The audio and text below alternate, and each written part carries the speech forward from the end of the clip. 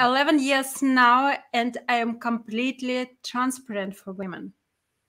And I would ask this person, what have you done to not be transparent to women? It's a cold world out there. Women don't owe you attention. They don't owe you sex. Nobody owes you anything in the world, doesn't owe you sympathy. And as a man, you can't expect sympathy from the world because the world does not sympathize with men. All right? We're expected to be the strong ones. We're expected to be the ones that build the world and protect and provide and all that. All right? Like, world is very hard on us as guys. It sucks to be transparent. I know what that feels like. I've been there. And that's why I worked my ass off on learning this stuff and getting good at it and creating a career out of it. And because of that, now I have options. You don't need to be king player. You know, you don't need to be the guy who's getting all the women. You just need to have options. That's it. As a guy, you just need to have options. That way you can choose what you want out of your dating life. Okay, good. The other comment. I've seen tall, better-looking guys with dull personalities constantly get attention, while good old me not. Okay. So it means many people. I heard it from the women. It's more about in terms of age.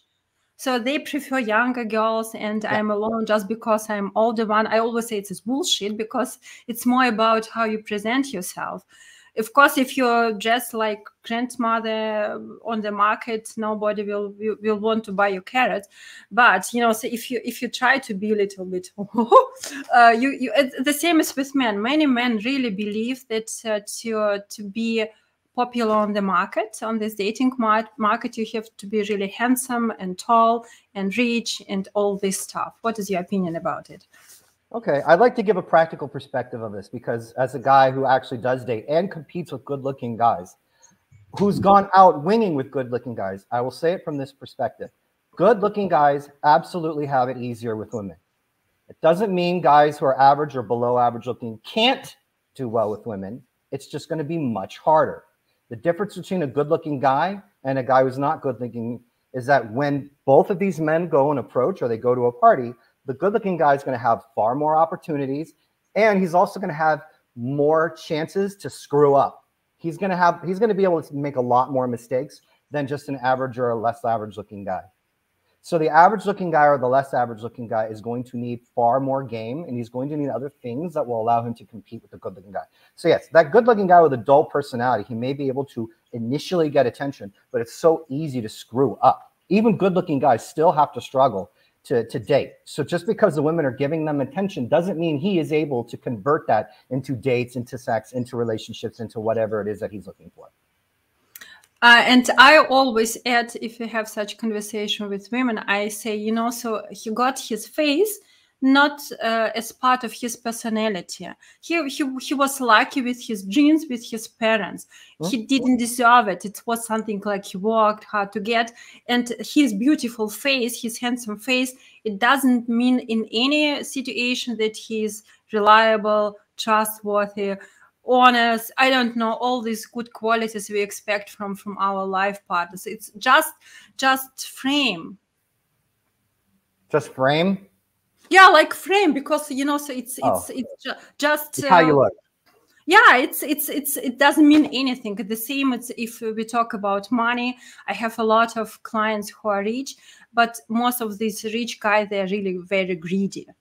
So it means, and women more likely like to choose this rich man with big villa and planes, hoping that part of his money will go to her. But it's not always the case. I would say not. Oh, it's quite seldom the case. Most of the time he's rich just because he's very careful with money. And if he's very generous about his own stuff, he doesn't intend to spend this money on her. But women believe that beautiful and rich, it means automatically he's better personality and good for relationship. Yeah, I think that's called the halo effect, what you're talking about, psychological concept. But yeah, once the woman gets to know the guy, she's going to lose attraction if he doesn't have all the characteristics of an attractive guy. So stop looking at other guys and comparing yourself to them and these good-looking guys who hardly have to do any work, so it seems that they hardly have to do any work. Just because you're not immediately getting attention doesn't mean you can't still go out there.